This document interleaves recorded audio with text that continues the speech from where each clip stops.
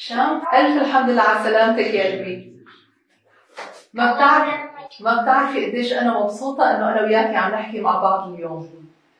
وأنا مبسوطة أكثر. أنتِ بتعرفي إنه شديتي قلوب السوريين كلهم بقوتك وصلابتك وتمسكك بالحياة.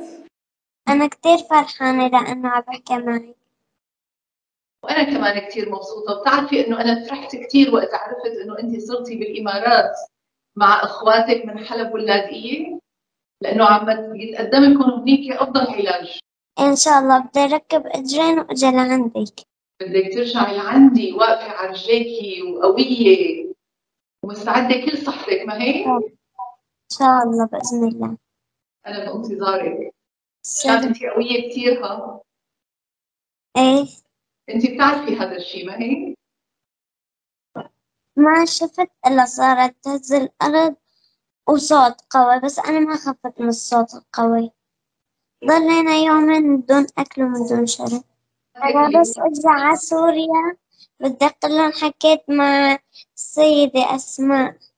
لا، بدك تجي لعندي مو بس تقلي لهم. إيه، أنا بس أجي لعندك راح أجيب لك هدية. إيش بدك؟ شنطة أنتِ ولا إيش؟ أكبر أنتِ أكبر هدية شام. بدي أشوفك أنتِ وأخواتك وأهلك كلكم بتكونوا بخير. هي أكبر هدية نحن بدنا إياها. سلمي لي كثير على البابا وعلى الكل اللي حواليكي وقت بدهم يجوا لعندك الدكاترة والممرضات. كثير سلمي لي عليهم وقولي لهم شكرا كثير على كل شيء هن عم يقدموا لك إياه. إيه، هن حبابين كتير. الحمد لله الحمد لله. اتفقنا؟ بتشكر الشيخة فاطمة لأنه جابتنا لهون. طبعا لكن وأنا دقيت لها وشكرتها كمان. إيه. لو ما هي تدخلت يمكن ما كنا قدرنا نطلعك.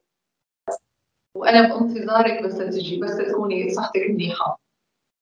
إيه، إن شاء الله. بوسك كثير كثير كثير. يلا باي. شايفة هذا القلب؟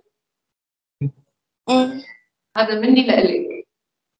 تسلمي، يعطيك ألف عافية على القلب. أنا بحبك كتير.